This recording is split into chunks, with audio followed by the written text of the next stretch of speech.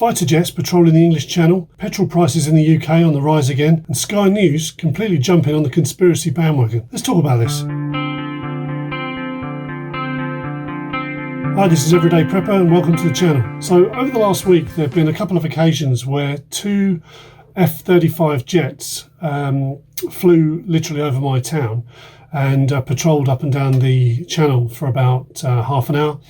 And it's happened on two occasions. Now, this used to happen in the 80s, literally daily. There was an airport, or an RAF airport based quite near to us at the time. It's not there anymore.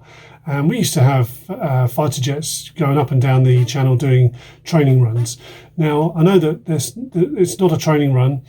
This is something else. They don't normally train in the channel at all.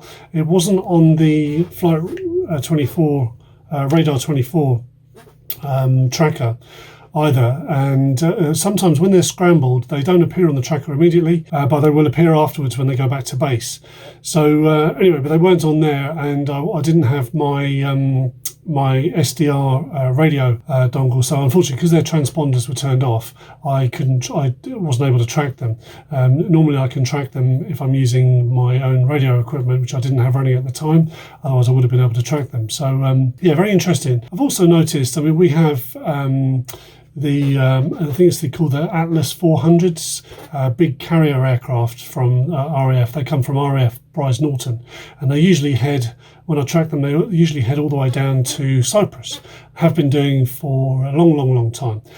But there's been an increase in those going over, and I now get probably 3 to 4 going over daily.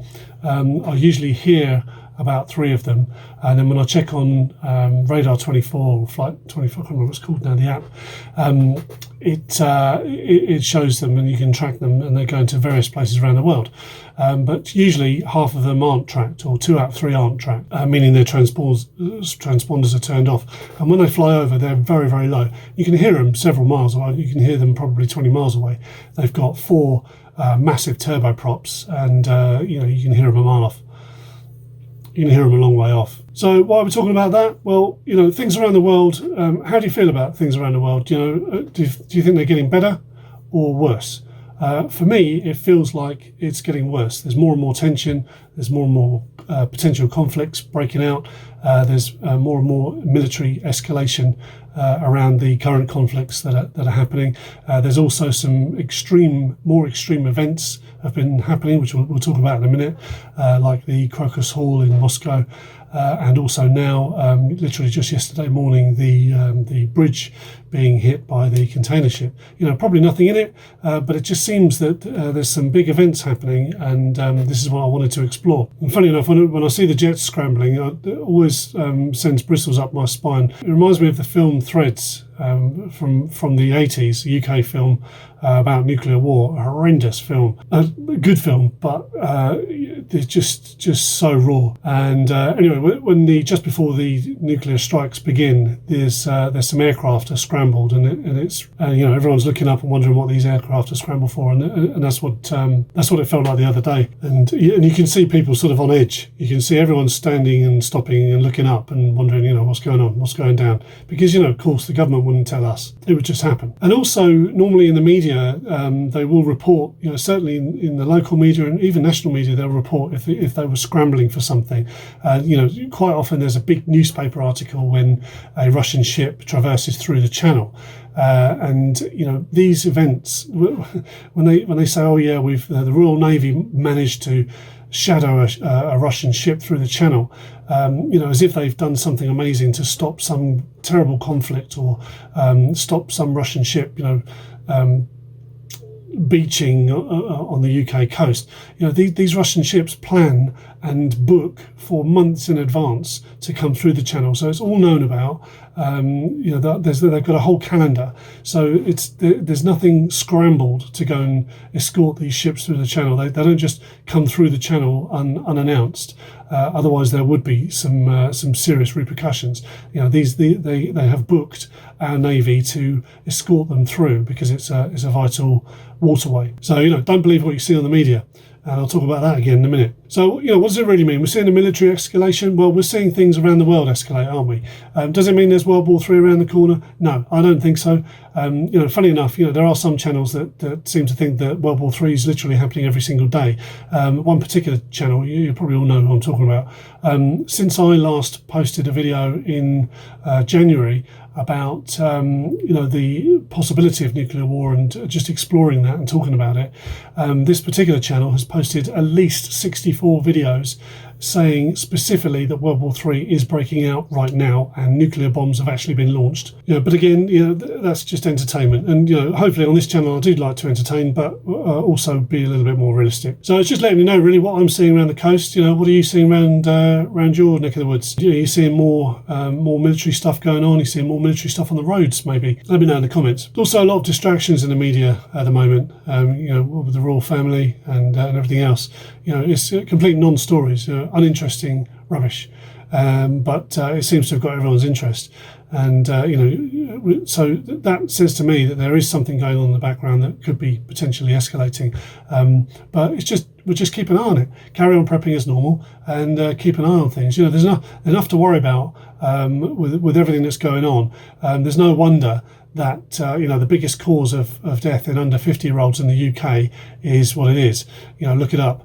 It's frightening, really. It's a big taboo, but it's such a shame and there's no need for it. So, in my opinion, really, the biggest threat to watch out for now is, what the government are up to. We have got an election coming up, has to happen this year, apparently. However, these things can be delayed if there is a national emergency. So, what are the chances of there being a national emergency that delays the government from calling an election? They did it before. They could pull it again. They did it before during COVID, and managed to delay it for a year. So it'd be interesting to see how that all plays out. And I imagine things will ramp up certainly once we've got an election date. So I don't want to get political. Maybe I will near the time. So petrol prices.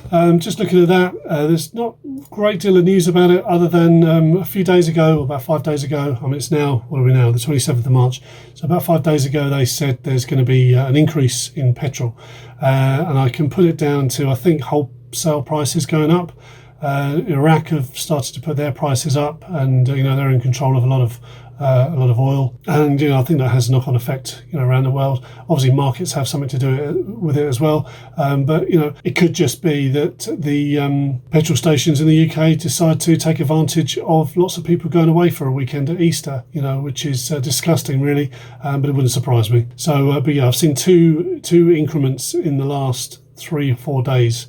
So it's definitely on its way up, and there's talk in the media, the AA and the RAC are talking about, they're worried about it going beyond 150 per litre for petrol. It's now 144 in my neck of the woods. So goody, I drive for a living, so I look forward to that. Maybe they'll come up with a fuel crisis as well, just to make sure they sell loads, and that's where having a stash of fuel is very important. With regards to Sky News, this is related to the Crocus Hall attacks in Moscow and all the speculation around that. Now, immediately there's been a lot of conspiracy and a lot of talk about what really happened and who was really responsible. You had Putin eventually agreeing with the US, and the US were very, very quick to come out and say that they had confirmation that it was ISIS or a branch of ISIS-K, I think it's called, that carried out these attacks. Putin then also agreed, and the French also agreed, and they responded by increasing their terror threat. We are looking at ours apparently, but they haven't increased it yet, so I'm checking that daily. But what I thought was interesting was the Sky News. So there's a guy called Dominic Waghorn, who's some kind of correspondent, who really gone off the rails. He's basically spouted out that he thinks that not is all as it seems with Russia. And so he's basically said that he believes that Russia did this to themselves, or certainly that their security services allowed this to happen for whatever reason. Now, of course, if you were to even dare to suggest that of Israel. There's MPs been sacked for that, lost their jobs, and been pulled out of elections and stripped of their titles and that kind of stuff. So if you're not on narrative, and if you're not on the agenda of whoever sets the agenda, you're going to get slammed for it. So this guy's gone completely rogue, and he seems to know better than the US, and he seems to know better than France and Putin and everyone else. Very strange. He might be right. But I just find it odd that, especially coming from Sky News, when, over the last 4 or 5 years, they've certainly got a few questions to answer, telling us to do one thing and then going off and doing their own thing. So media not to be trusted at all. And now, of course, you've got Russia turning around saying that it's extremely hard to believe that Islamic State would have carried out the terror attack, even though they said, yes, we agree with the US's take on it. So, all this information is just... or misinformation is just rife. So what are we supposed to think from that? Well, do you know what? It's a distraction. Again, it's supposed to get us riled. It's supposed to get us fearful, worried about what's going on in the world. All we can do as preppers, again, is to just do the basics. Store your food, store your fuel, store your water, learn a few skills. While all this rubbish is going on, just use the time to learn some skills that perhaps you didn't know before. About how to obtain water in the wild, how to heat your home without conventional methods, how to boil water, purify it, all that sort of stuff. In a minute, I wanted to discuss a really great tip as well for preppers, something that if you haven't done, it might be worth doing. Always goes back to the same things. I've done videos on specific parts of prepping, which don't seem to... nobody wants to look at them. They're more interested in what's going on in the world. Which is fine, but when it all comes down to it, we're going to be left with what we've prepped for. So stick with the basics and elaborate from there if you need to. So the great tip that I had was we're talking about the possibility of World War III and war escalating around the world and that kind of stuff. If there was a true SHTF scenario, where everything broke down, or we were at war, or we had a nuclear fallout, or something like that, something dreadful was to happen. And there's a particular skill that I spent some time over the last probably 2 or 3 years learning, which I would strongly recommend, and that is lockpicking. Now, obviously, I don't need to go into too much detail as to why, but it would be, I believe, a very, very handy skill to get into something or into a building that contained things that you needed, or get out of a building that you were locked in. The other thing as well is learning how to escape from handcuffs. Not from a legal point of view, if you were handcuffed by police, unless you felt it was utterly unjustified. But terrorists use things like handcuffs. They also use zip ties, cable ties. And what if you were taken hostage by someone who just there's a lot of talk on the prepper community about immigrants, for instance, turning on the British people. I haven't discussed that because it's quite a controversial subject, and I haven't really explored it myself, to be honest. I've just been getting on with my prepping. But I do know how to get out of cable ties if you're handcuffed. I know how to get out of handcuffs. Also know how to break into most padlocks and a lot of door locks as well.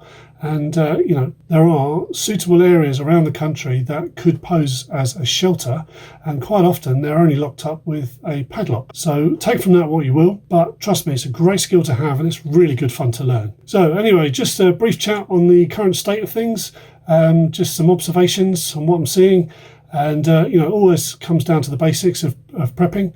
But let me know in the comments what you're seeing, in your areas, and how you're feeling about that. In the meantime, if you haven't subscribed to the channel already, then hopefully you've enjoyed this discussion and you'd like to see more. So please subscribe. And for those that have already subscribed, I really appreciate it. We're building a nice base of subscribers, and the channel's not it's not a huge channel. We're a very, very small channel, but I have to say that the people who support this channel are amazing. The comments I've had, the majority of comments over all of my videos have been very, very positive and really engaging with each other, as well. Subscribers just having chats between it, and there's lots of information that comes out in those chats as well, which is really, really good. Of course you get a few duff comments, but you're going to get that anywhere. But the majority have been really positive and really kind, so I really appreciate that. Thank you. I've also seen the opportunity to do some like polls or surveys, which I may just pop up every now and again to see what subjects you're most interested in, see whether we can discuss those on a future video as well. The other thing I'd like to plan to do is do some live streams.